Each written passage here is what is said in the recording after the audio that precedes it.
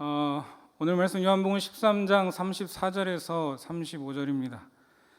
네, 제가 예전에 얼마 전에 여기 부임하기 전에 설교하러 한번 오고 두 번째인데 엄청 긴장이 되네요. 성도님들이 안 계시고 제가 화면으로 얼굴을 보면서 얘기를 하려니까 많이 긴장이 되는 것 같습니다. 우리 34절 한번 같이 다시 읽겠습니다. 34절입니다. 새 계명을 너희에게 주노니 서로 사랑하라. 내가 너희를 사랑한 것 같이 너희도 서로 사랑하라. 너무나 유명한 구절이고 우리가 너무나 잘 아는 말씀입니다.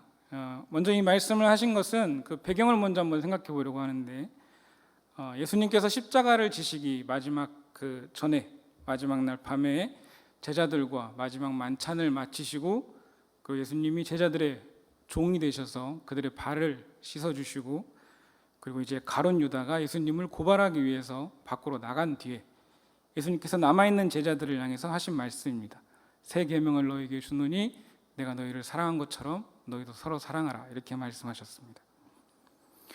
예수님께서 제자들의 발을 씻어주신 뒤에 뭐라고 말씀하셨냐면, 그 앞에 14절하고 15절에 보면 이렇게 말씀하셨죠. 내가 주와 너희들의 주와 선생이 되어서 너희들의 발을 씻었으니 너희도 서로 발을 씻어주는 것이 옳다, 이렇게 말씀하시고, 내가 너희에게 이렇게 행한 것은 나를 본받고 너희도 똑같이 하게 하려고 한 것이라고 주님이 말씀하셨습니다.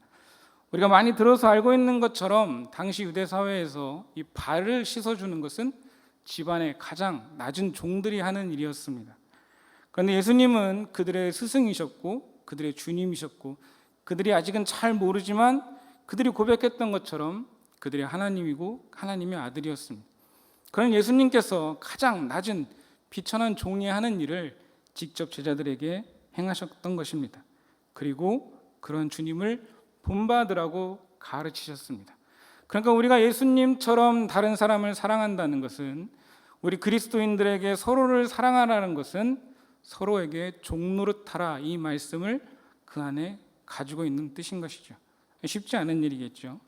예수님은 늘 이렇게 말씀하셨죠. 예수님을 통해서 자신들의 꿈을 좀 이뤄보고 자기들의 어떤 유익을 누려보려고, 더 높아지려고 했던 제자들에게 예수님은 늘 이렇게 말씀하셨습니다. 마가복음 10장 45절에 보면 인자가 온 것은 섬김을 받으려 함이 아니라, 내가 왕이 되려고 하는 게 아니라 도리어 너희들을 섬기고 그리고 자기 목숨을 많은 사람의, 그것도 죄인들의 대속물로 주려고 했다고 예수님께서 말씀하셨습니다.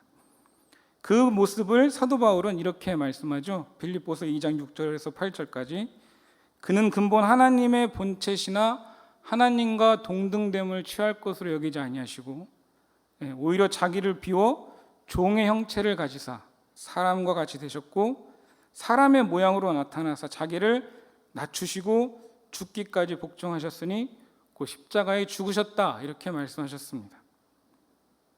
예수님께서 자기를 낮춰서 종의 모습으로 저와 우리 성도님들을 섬기셨습니다. 그러니까 우리 그리스도인들은 다른 사람들의 종노릇해야 되는 사람들이 되는 것이죠. 그런데 더 놀라운 것은, 우리는 여기까지 생각하기 쉬운데, 그럼 그 종노릇, 다른 사람을 위해서 종노릇 한다는 것의 의미가 무엇인지를 좀 생각을 좀 해봐야 될 것 같습니다. 예수님께서 자기를 낮춰서 종의 모습으로 우리를 섬기신 뒤에 우리에게 어떤 일이 일어났죠? 요한복음 1장 12절에 보면 영접하는 자 곧 그 이름, 예수님의 이름을 믿는 자들에게는 하나님의 자녀가 되는 권세를 주셨다고 말씀했습니다. 하나님의 자녀, 권세. 로마서 8장 17절에 보면 우리가 하나님의 상속자가 되었다고 말씀합니다. 우리 이것을 신앙생활을 오래 하다 보면, 그리고 너무나 당연하게 여기지만 사실 이것이 우리의 가장 큰 은혜죠. 우리가 믿고 고백하는 바와 같이 예수 그리스도가 안 계셨다면, 그리고 우리가 그분을 믿지 않았다면 저와 여기 있는 우리 모든 성도님들은 지옥의 심판을 피할 수 없는 죄인들이었습니다. 비천한 사람들이었죠. 그런 우리가 예수님의 낮아지심과 섬김을 통해서 영광스러운 하나님의 자녀가 되었습니다. 하늘의 모든 신령한 축복을 상속받을 상속자가 되었다는 말이죠. 이 상속자라는 세 글자의 단어는 세상 사람들이 너무나 원하는 단어죠. 누군가의 상속자가 된다는 것. 이 말은 굉장히 부자나 어떤 권세를 가진 사람들의 그런 후손들에게 쓰이는 말들 아닙니까? 우린 누구나 그런 상속자가 되고 싶어 합니다. 예수님은 우리가 하늘의 모든 신령한 축복을 상속할 상속자가 되었다고 말씀하셨습니다. 예수님으로 인해서 우리의 신분이 바뀌고 운명이 바뀌고 비천한 죄인에서 영광스러운 하나님의 자녀가 되었습니다. 이것이 예수님께서 말씀하신 내가 너희를 사랑한 것 같이 사랑하라 이 말씀입니다. 그분은 하나님의 본체이시지만 모든 영광을 버리고 종이 되셨습니다. 그분이 종이 되셔서 우리를 사랑하시고 섬기심으로 우리를 위해 십자가에 죽으심으로 비천한 죄인, 지옥의 심판을 피할 수 없던 우리의 운명을 그리고 우리의 신분을 바꾸시고 영원한 생명을 주셨습니다. 우린 예수님으로 인해서 그분을 알지 못하던 이전과 비교할 수 없는 영광스러운 신분을 가지게 되었습니다. 거기에서 우리의 감격이 나오고 감사가 나오고 기쁨이 나오는 것이죠. 그런데 오늘날 저를 비롯해서 많은 그리스도인들이 이 감격과 감사와 기쁨을 잊어버리고 사는 것 같습니다. 너무 가볍게 생각하고 내가 하나님의 자녀가 되었다라는 것을 너무 쉽게 생각하고 뭐랄까 공짜로 주어졌다고 그러니까 뭐 그닥 그렇게 막 돈이 생기는 것보다 어떤 뭐 출세하는 것보다 별로 영광스럽지 않은 그런 것으로 여길 때가 많을지도 모릅니다. 그러나 우리가 믿고 고백하는 것처럼 이것이 가장 우리에게 영광스러운 것이고 우리에게 가장 소중한 것이고 우리의 가장 놀라운 축복입니다. 지옥 갈 수밖에 없던 죄인들이 예수님의 섬김과 그분의 대속으로 인해서 하나님의 상속자가 된 것입니다. 그러니까 예수님처럼 사랑하라는 것은 우리도 그렇게 하라는 것이죠. 어떻게? 내가 예수님처럼 종의 모습으로 공동체 안에 또는 뭐 우리 이웃을 그리고 내 가족과 형제와 자매를 섬김으로 그들을 섬김으로 그들로 하여금 구원을 받게 하고 그리고 그들이 더 나은 인생을 살 수 있도록 내가 그들을 섬기는 것, 그것이 예수님처럼 그들을 사랑하고 섬기는 것입니다. 단순히 내 자존심을 죽이고 막 억지로 막 하는 게 아니라 내가 사랑하는 그들을 위해서, 내가 사랑하는 교회 안의 형제 자매들을 위해서, 내가 사랑하는 아내와 남편, 자녀들, 부모님을 위해서 그들이 구원받을 수 있도록 그리고 그들의 어떤 삶이 더 나은 인생이 될 수 있도록 나를 낮추고 그들을 섬기는 것, 그것이 예수님이 말씀하신 그분의 사랑이라는 것이죠. 이 잠언 31장에 보면 현숙한 여인에 대한 이 이야기가 나옵니다. 이해를 돕기 위해서 제가 들으시면 알 수 있는데 제가 그냥 이 쉬운 성경으로 우리 개역개정판 말고 쉬운 성경으로 한번 읽어보겠습니다. 왜 읽냐면 제가 말씀을 묵상하다 보니까 이 여인의 섬김의 모습이 꼭 예수님 같아서 그렇습니다. 그리고 아마 이 잠언 31장에 나오는 여인은 우리 주님을 예표하고 있는 사람일 것입니다. 누가 현숙한 아내를 얻겠는가? 그녀는 비싼 진주에 비길 수 없이 귀하다. 그녀의 남편은 아내를 신뢰하여 아무런 부족함이 없을 것이다. 그녀는 평생 남편을 잘되게 하고 결코 해를 끼치지 않는다. 그녀는 양털과 삼을 구하여 손을 부지런히 놀려 일하고 상선처럼 멀리서 양식을 구해온다. 그녀는 이른 새벽에 일어나 가족의 밥상을 차려주고 여종들에게 일감을 할당해준다. 그녀는 밭을 잘 골라 사고 손소 포도원을 가꾼다. 힘있게 허리띠를 묶고 자기 할 일을 당차게 처리한다. 자기의 일이 유익한 것을 알고 저녁에도 등불을 끄지 않는다. 손을 놀려 물레질을 하고 배를 짜며 팔을 벌려 가난한 자들을 돌보고 궁핍한 자에게 후히 베푼다. 온 식구는 눈이 와도 겁내지 않는다. 왜냐하면 가족 모두 따뜻한 옷을 입었기 때문이다. 그녀는 침대를 위한 이불을 만들고 세마포와 자색 옷을 입는다. 그녀의 남편은 유명 인사가 되고 고위 관리들과 함께 앉는다. 삼비 옷을 만들어 팔고 띠를 만들어 상인들에게 판다. 그녀는 힘있고 기품이 있다. 그녀는 미래를 계획하며 웃는다. 입을 열어 지혜를 가르치니 그녀의 혀에는 진실한 가르침이 있다. 집안일을 자상히 보살피고 태만하게 밥을 먹는 일이 없다. 그녀의 아들들은 그녀를 축복하고 남편 역시 그녀를 칭찬한다. 뛰어난 여자들이 많지만 당신이 최고, 이렇게 말한다는 것입니다. 뭐 꼭 아내들에게, 여자들에게만 해당되는 말이 아니라 우리 모두에게 해당되는 말이죠. 제가 말씀을 준비하다 보니까 저희 집에 그런 여자분 한 분 계셨습니다. 제가 신대원 다니고 있던, 저는 이제 좀 학부 좀 지나서 좀 나이가 들어서 신대원 30살쯤 돼서 신학대학원에 들어갔는데요. 제가 신학대학원에 가서 수업을 마치고 집에 들어왔습니다. 제가 이제 신학생이니까 집에 왔으면 뭘 했겠습니까? 하루 종일 열심히 공부했으니까 TV를 봐야 되겠죠. TV 앞에 앉아 있었습니다. 저녁 그때 어머니가 들어오실 시간이니까 한 8시에서 9시 그 사이였을 것 같습니다.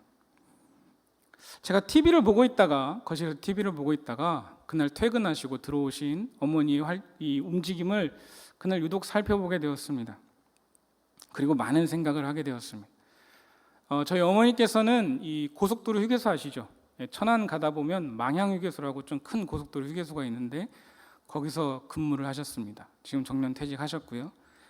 고속도로 휴게소는 보통 12시간 맞교대로 일을 합니다. 한 달에 4번 쉬고요. 12시간 맞교대로 일을 했습니다. 어떤 달은 또 야간에 일을 하셔야 됐고 뭐 그랬습니다. 그리고 그 당시 저희 아버지께서는 시내버스를 운전하고 계셨고요. 그래서 어머니의 하루 일과는 아버지의 출근 시간에 맞춰져 있습니다. 아버지께서 새벽 4시, 5시 출근하셔야 되니까 어머니는 못해도 4시 반에 일어나셔서 간단하게 아버지의 식사를 준비하셨습니다. 그리고 다시 주무시는 것이 아니라 우리들 등교시키기 위해서 밥을 차리시고 본인 출근 준비를 하시고 화장 다 하시고 그리고 7시쯤 집에 나가셨던 것 같습니다. 그렇게 해서 가서 12시간 근무하시고 집에 돌아오시면 9시쯤 되었습니다. 그러면 피곤하고 힘들잖아요. 그렇죠? 지금처럼 더운 여름들도 있었습니다. 그러면 쉴 법도 한데 오셔서 따로 쉬지도 않으시고 그 다음날 아침에 또 반찬을 해야 되니까 반찬 준비하시고 제가 벗어놓은 빨래하시고 청소, 설거지 다 하셨습니다. 더 놀라웠던 것은 누구 하나 집에서 가사 분담하는 사람이 아무도 없었다는 것이죠. 아버지께서 가끔 진공청소기는 돌려주셨던 것 같습니다. 그런데 제가 정말 대단하다고 생각했던 것은 한 번도 그걸 가지고 저희들에게 왜 청소 안 하냐? 왜 빨래 안 해놓니? 왜 설거지 안 해놨니? 이렇게 불평하신 적이, 제가 이 이야기를 지난번 교회에서도 한번 했었거든요. 그때 어떤 분들이 거짓말이라고 그랬는데 거짓말 아닙니다. 진짜로 단 한 번도 불평하지 않으시고 그 일을 하셨습니다. 콧노래를 부르시면 저는 참 신기했습니다. 사람이 어떻게 저렇게 로봇처럼 살 수 있지? 이렇게 생각했습니다. 얼마 전에 어머니랑 단둘이, 난생 처음으로 단둘이 식사할 기회가 있어서 밥을 먹으면서 이런 비슷한 옛날 얘기 했는데 어머니께서 눈물을 글썽이시면서 그 얘기를 하시더라고요. 아들아, 엄마 그때 저희 때는 급식이 없었으니까요. 남매를 키우시면서 도시락 2개씩 싸서 보내면서 엄마 아침에 버스 2번씩 갈아타고 맨날 출근했다 이러면서 눈물을 보이시더라고요. 그런데 그 모든 일들을 즐겁게 하셨다는 것입니다.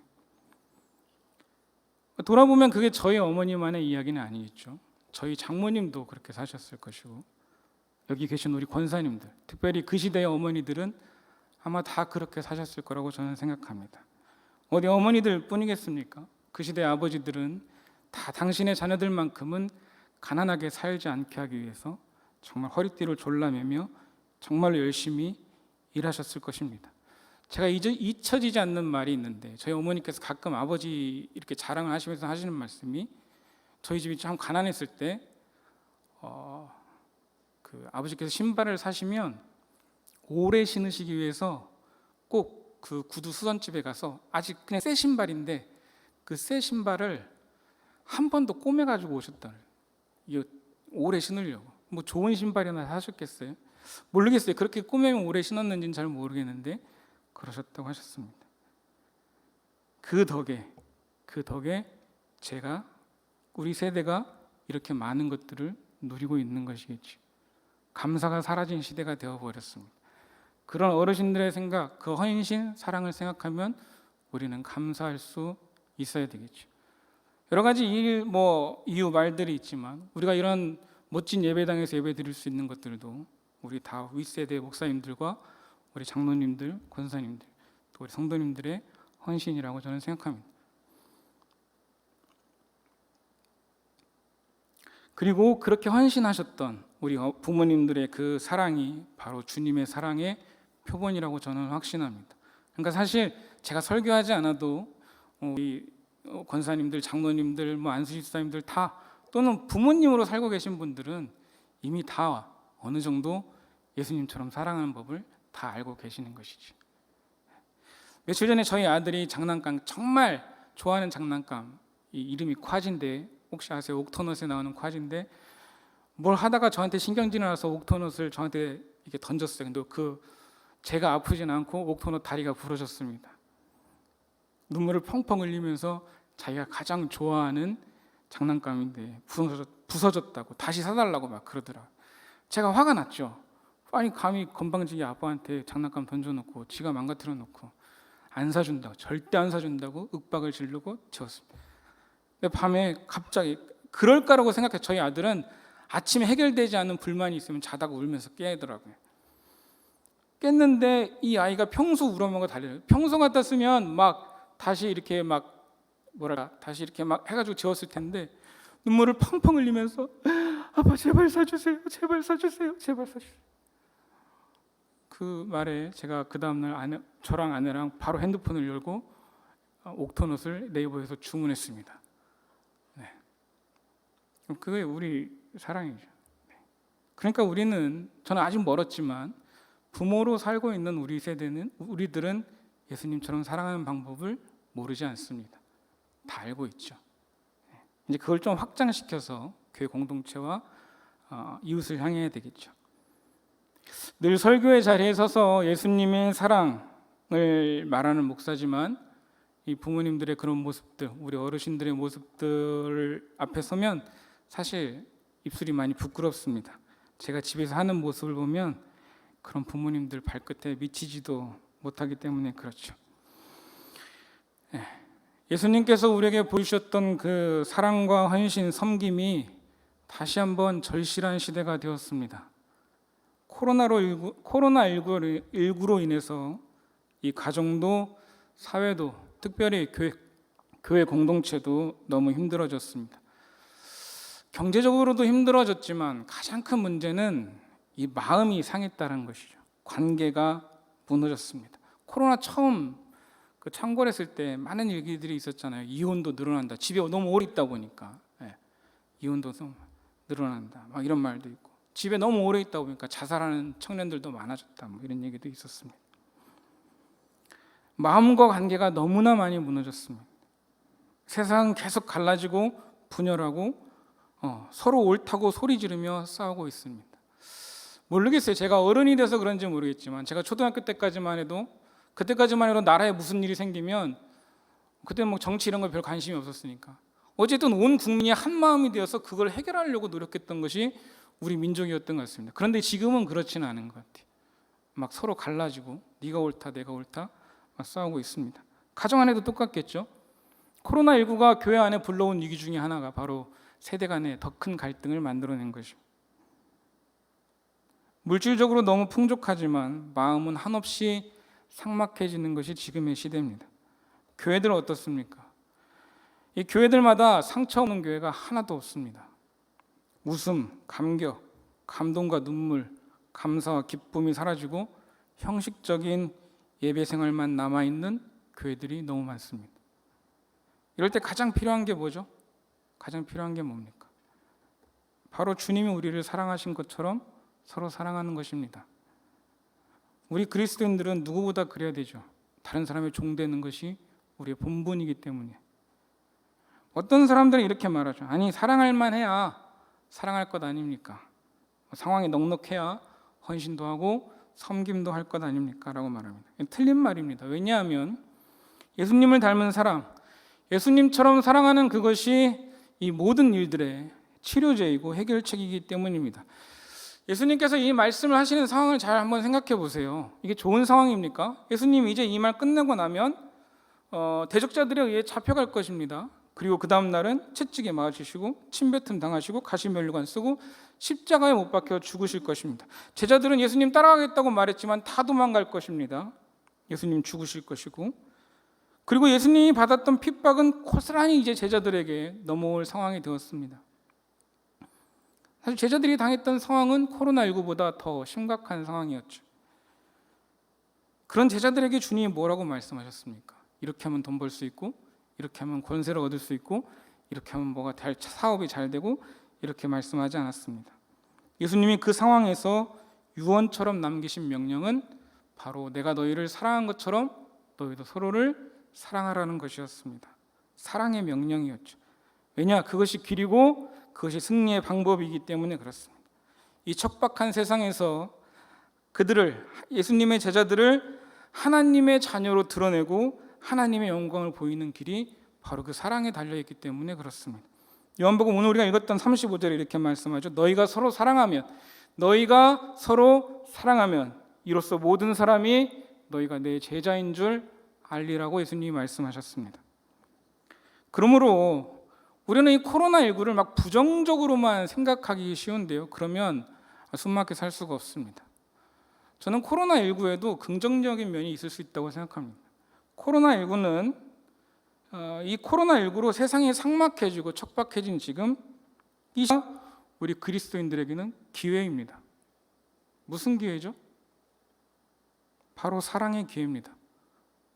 이 척박한 상황 속에서도 우리가 정말로 예수님처럼 서로를 사랑함을 드러낼 수 있는 저와 여러분이, 우리 평화교회 공동체가 정말로 형제와 자매를, 자신의 가족을 예수님처럼 사랑할 수 있는, 그것을 보일 수 있는 아주 좋은 기회인 것이죠. 그런 사랑과 헌신, 섬김을 통해서 우리 평화교회가 이 광야와 같이 척박한 세상에 세워진 진짜 하나님의 백성, 예수님의 제자들이라는 사실을 증명할 기회가 바로 이 시기입니다. 그냥 한탄만 하고 있다가는 그 기회가 지나가는 것이죠.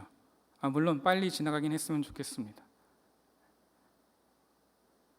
그러므로 세상이 혼란해질 때 우리 사랑하는 평화의 성도님들은 거기에 흔들리지 마시고 더 굳건하게 마음을 다잡으시기 바랍니다. 세상 모두가 억울하다고 말하는 시대입니다. 여길 봐도 억울하다고 말하고 저길 봐도 억울하다고 말하고 내가 억울하다고 말하고 세상 모두가 억울하다고 말하는 세상 속에서 여러분은 단호하게 그런 마음을 거절하십시오. 대신에 상황이 어려울수록 예수님처럼 더욱 사랑할 각오, 묵묵히 헌신할 각오를 다지는 것이 성도의 본분입니다. 그 마음과 그 각오가 우리의 가정과 우리의 자녀들, 특별히 코로나19가 정말 이 힘겹게 만든 것이 다음 세대 사역이잖아요.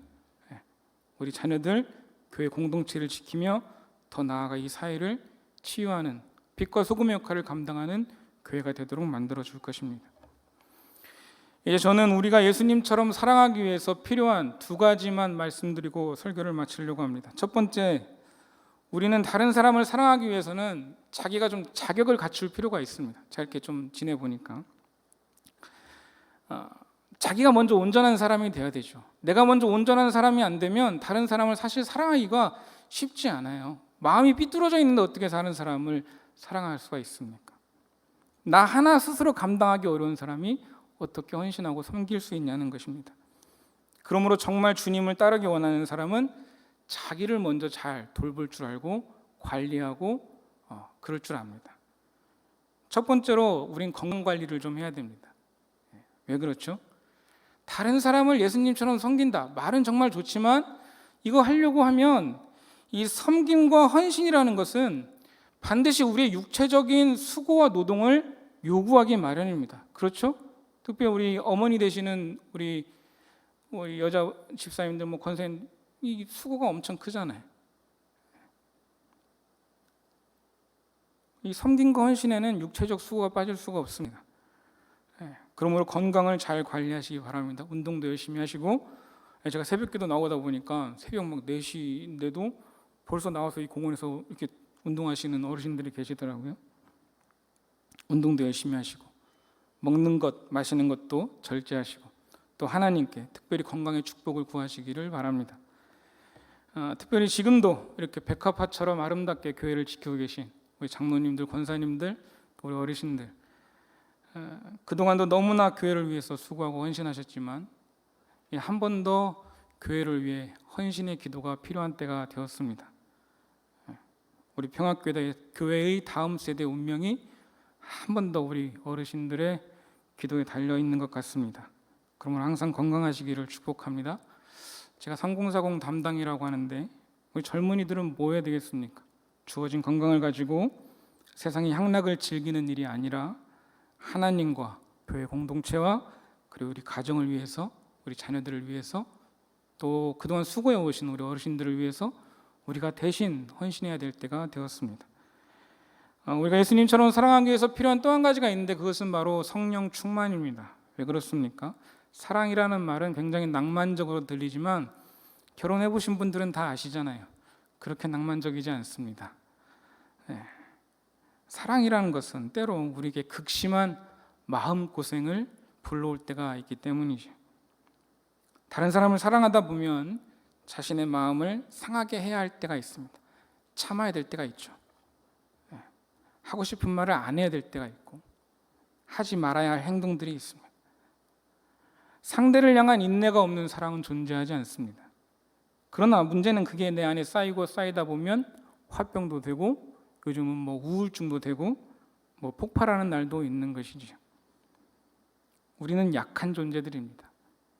그 상한 마음을 계속 위로받고 격려받아야 합니다. 성도를 위로하고 격려하시는 최고의 존재가 누구죠? 바로 성령님이십니다. 그래서 우리는 성령 충만해야 됩니다. 그래서 기도해야 됩니다. 만왕의 왕이신 예수님께서 죄인들에게 침뱉음 당하고 채찍질 당하신 것이 사실 얼마나 모욕적입니까? 여러분 성도님들 같으면 참으실 수 있으시겠습니까? 그것을? 저는 제 아들이 저한테 콰지 던졌다고 그것도 못 참는데 참으실 수 있으시겠어요? 어떻게 참으셨죠? 우리가 잘 아는 간절한 겟세마네의 기도가 있었기 때문에 그렇습니다. 시편에 무수한 저주의 기도들이 있습니다. 왜 그렇죠? 하소연할 데가 없어서. 상대를 향해서는 차마 그렇게 말할 수가 없으니까 하나님 향해서 그렇게 이야기하는 것입니다. 초대교회 성도들 위협을 당할 때마다 간절히 모여 기도했습니다. 그리고 성령님의 위로를 받고 더욱 담대해졌습니다. 우리는 예수님처럼 사랑하기 위해서는 우리는 기도해야 됩니다. 제가 지난번에 사역했던 교회는 새벽에 이렇게 순번을 정해서 출근했어요. 그래서 일주일에 3번 정도 이렇게 나가면 됐습니다. 그런데 제가 이제 한 5년 정도 사역하면서 많은 매너리즘에 빠져 있고 많은 생각이 들면서 아니 내가 단독 목회도 안 했는데 너무 새벽에 나태한 것 같다 이런 생각이 들더라고요. 그래서 이 다음 사역지를 선택할 때는 될 수 있으면 새벽 예배를 매일 억지로라도 나가게 만들어야 저를 그렇게 할 수 있으니까요. 그런데 평화교회가 그런 교회더라고요. 억지로 나온다는 게 아니라 오해하지 마시고 설교를 잘못하다 보면 꼭 이상한 말만 골라서 너무 새로 오신 목사님이 말하는데요. 담임 목사님 막 새벽기도를 억지로 시킨다 그런 거 아닙니다. 제가 얘기했죠. 그런 교회로 가고 싶었다고. 아직 막 익숙하지는 않은데 좋은 것 같습니다. 우리는 기도해야 됩니다. 언제보다 기도해야 될 때잖아요, 지금. 그리고 우리는 하나님의 말씀을 먹어야 됩니다. 성도가 온전한 사람이 되는 일에 하나님의 말씀은 필수입니다. 디모데후서 3장 16절 17절에 보면 모든 성경은 하나님의 감동으로 된 것으로 교훈과 책망과 바르게 함과 의로 교육하게 유익하니 이는 하나님의 사람으로 온전하게 하며 모든 선한 일을 행할 능력을 갖추게 하려 함이라 했습니다. 온전한 성도가 되는데 하나님의 말씀은 필수입니다. 그 예수님처럼 다른 사람을 사랑하는 것은 온전한 성도가 행하는 선한 일입니다. 그러니까 큐티를 하든가 아니면 새벽마다 새벽 예배를 나오든가 하여튼 우리는 하나님의 말씀을 날마다 먹어야 합니다. 그래서 예배의 자리가 중요하죠. 비록 우리가 온라인 예배를 드릴 수밖에 없더라도 어느 때와 같이 자신의 예배의 자리를 지키는 성도님들 되시기를 축복합니다. 기도와 말씀, 예배가 없이 우리 하나님 자녀답게 살 수가 없습니다. 말씀의 결론을 맺겠습니다. 코로나19가 저는 어려운 시기이기 때문에 빨리 지나갔으면 합니다. 그러나 단순히 우리에게 어렵고 힘든 시기로만 지나가진 않았으면 좋겠습니다. 우리가 우리를 돌아보고 이 시간들이 우리 안에 있는 우리가 그렇게 늘 말하는 그리고 우리가 늘 그렇게 고백하고 결단하고 그러나 그동안 우리가 평안할 때는 사실 이것을 겉으로 드러내고 적용할 상황들이 별로 없었잖아요. 그러나 이제 그럴 기회가 되었어요. 그 사랑을 드러내는 기회로 만들어가는 우리 성도님들 되시기를 축복합니다. 나 한 사람으로 인해서 우리 가정이 평화교회 공동체가 더욱 나아질 수 있도록 우리는 더욱 낮아져야 합니다. 어느 때보다 예배하기 힘든 시기지만 그 일을 위해서, 예수님처럼 사랑하는 그 일을 위해서 우리가 힘써 기도하고 예배의 자리를 지키는 성도님들 되어야 합니다. 반드시 하나님의 영광이 나타나고 우리가 주님의 제자들이라는 사실을 세상이 알게 될 것입니다. 그렇게 오늘 말씀 생각하면서 우리 함께 찬송 하나 부르고 뜨겁게 한번, 비록 온라인으로 예배드리지만 각자 있는 처소에서 우리가 교회를 위해서, 가정을 위해서, 우리 자신을 위해서 한번 같이 기도하겠습니다. 찬양하겠습니다.